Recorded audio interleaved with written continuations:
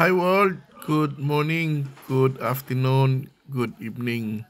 Maayong gabi, maayong adlaw ug maayong hapon diha sa tanan, labi na kanina sa gawas sa Pilipinas sa atong mga OFW nga nagtrabaho diha sa nagkalanlaing mga lugar. Sa inyong tanan diha, maayong buntag, mayong hapon, mayong gabi. Niya na punta karon sa atong routine everyday sa atong farm. Ganito po ang ginagawa natin araw-araw dahil kailangan natin na dapat malinis ang farm, ah, walang problema sa mga dumi kasi yan ang nag-uumpisa ng sakit ng baboy. So ito ginawa nila ngayon, shout out pala kay sa ating mga workers, lalo-lalo na si Enting, si Max at saka si Uncle Joe, ang ating mga caretaker dyan sa farm. Ito si Enting naman ay kinukuha yung mga pupo ng ating baboyan, yung mga inahin. Dahil po ay iniimbak nila dyan sa likod nila, nilagay sa sako. Kasi after, I think, a week or maybe pagka puno o pagka mayroon lang mas marami na yung diyan sa tai, sa pupo, sorry. Yun, ibibigay nila sa ating mga kapitbahay, mga sa community, lalo-lalo na yung nagtatanim sa kalupaan, sa kanilang maisan, sa kanilang mga vegetable, dahil na-introduce namin sa kanila na mas maganda ang gawing itong pupo ng mga baboy at saka manok, gawing fertilizer kasi maganda. Na-prove na namin yan, yung katabi namin dito, mayroon siyang maisan, si Max, din nagtatanim dyan. Yung lahat ng mga pupo noon, tinatapon namin dyan. Ngayon, tingnan nyo, ang laki, ang taba ng mga dinanim nila. So, proven talaga na ang pupo ng mga baboy at saka manok, talagang fertilizer siya para sa ating mga magsasaka. Kaya shout out din sa ating mga magsasaka dyan sa Bukidnon. Mabuhay kayong lahat. Suportado po kami. Solidarity po kami sa inyong mga ginagawa. At lalo na sa panahon na magbibinta kayo ng inyong mga vegetable. Kami po ay sumusuporta sa inyo. Ito po, si Max na naman ang ginagawa niya. Nilinisan namin, nag-spray ang kulungan, ang mga pupo at saka pinaliguan din yung mga inahin para maganda din yung nila, yung buhay nila. Kaya nga sinabi namin sa mga tao ko dyan na talagang gawan mo sila ng magandang bahay para bigyan ka nila ng magandang anak. So kaya sabi nga nila, mas maganda pa daw yung bahay ng mga babuyan dahil plastado pa. May tamang bubong pa, mayroon pang music, mayroon pang ilaw, tsaka talagang plastado sila. So sabi ko, talagang ganun yan. Kasi the more you love them, the more they give blessing to you. So ganun po ang ating pag-aalaga ng ating mga lahat ng mga livestock.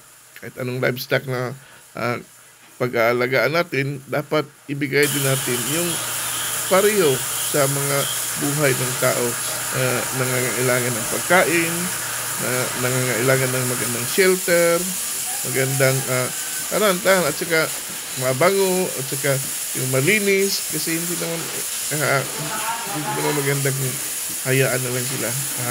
Sila pa naman ang magbibigay ng mga blessings sa atin. So, ito po ang aming routine. Ito po ay tinatawag namin yung just eating building. So, yun po ang just eating building. Ito naman po ay si Enting. Ito naman si Enting na-assign sa farrowing building. Ito yung ating mga inahin na nanganganak na. Yung si Olivera at saka si Martes. Si Olivera mayroong 15 na piglets. And si Martes mayroon siyang 18 piglets na alive. So, ganun po ang ating update ngayon sa ating dalawang inahin na mga anak. Ito naman si Dada at saka si Mukang. hopefully by the end of this week, this month, end of this month, 26, 27, 28, 29, dyan. Hindi natin alam kung ano. Kasi ano na to pang third party na to. So, anytime, date na yan, ang anak na sila. So, ito po ang ginagawa din ni Enting everyday. Dito siya na-assign. Siya po ang nagiging sa paruing building. Yung paruing building nito, ito yung mayroon dito yung inahin na mga anak at saka sa other side naman is yung nursery. Doon sila ilalagay yung kanilang mga biik. Doon naman sa kabila, mayroon naman tayong patining building. Hindi lang siya nakita sa video. So, sa mga vlog ko noon, nakita ko na yung mga building natin para malaman na mayroon tayong mga building. And hopefully, by the grace of God, yun naman sa tabi ng lupaan namin, dun sa likod, binibinta nila sa amin. Sana mabibili namin yan at maamin din. Sayang din, 300 square meter din yan. So, hopefully, itong ating lupa, ang forma nito is L, letter L, pababa siya. So, hopefully, yun po. Mayroon lang tayong malaking project ngayon na binigyan ng atensyon. Hopefully, after this na mga March, April, then we can start also paying sa lupa na binibinta nila. Kaya nga, ito talaga ang araw-araw nating gawain sa ating tulungan. Maglilinis, magpapakain, saka titingnan lahat kung ano yung mga kakulangan sa ating kulungan para anytime kung mayroong mga problema ma-address kaagad. Lalo na yung mga pagkain, yung feeds. Dapat 2 bags of feeds na naiwan, sabi kaagad para ma-order natin kaagad yung kulang. Pero sa ngayon, okay pa naman si Uncle Joe. Maganda pa, marami pang mga pagkain. So, hintay na lang natin itong mga week na to kung after walay doon sa ika-22 ng February, then makikita na natin kung ano sila kalaki at gaano natin papakainin ng mga marami na ad libitum na pagkain na naman ang ibigay natin sa kanila para after 3 months malaki na at mayroon na tayong ibibinta. And hopefully this time 2025 marami na tayong mga blessing na receive from Lord Jesus Christ. Ganoon naman talaga ang ating hinihintay. Nagulat ka sa mga grasya nga gipanghatag sa atong Ginoo o ginapuluta nga ang grasya nga atong gihatag sa Ginoo sa ato at atong gamiton sa pagmaayo haron nga atong tagaan atong mga grasya nga atong mga kauban ng ating mga workers na dapat meron din silang blessing. So, yun po ang ating ginagawa na nabigyan natin sila para ayos na, hindi na tayo magproblema sa mga gawain pa natin. As long as we already budgeting all the things happening in the farm, then let it be according to what the budget is.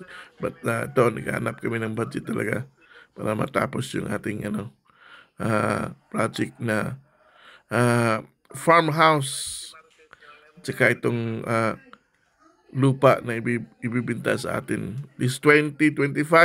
Hopefully yun nga, by God's grace, matupad ito lahat at makuha lahat ng ating kakailangan. So sa lahat ng mga hog raiser, sa lahat ng magbababoy, mga small o big magbababoy o hog raiser o backyard, God bless us all at sana patuloy tayo sa ating mga gawain and let us support each other para tuloy-tuloy ang blessing at ang panalangin ng ating Panginoong Hesus. Maraming salamat and God bless us all.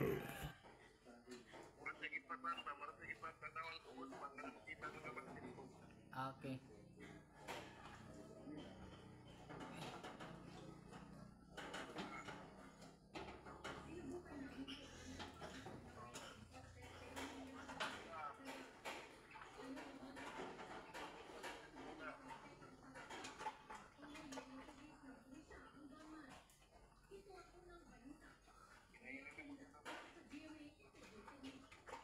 Telepon ko di. Ah.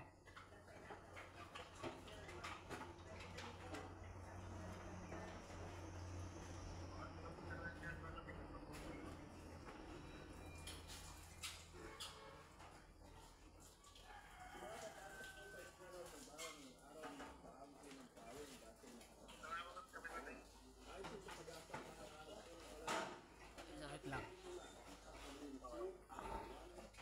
Kung ada ba ni? Isa pa.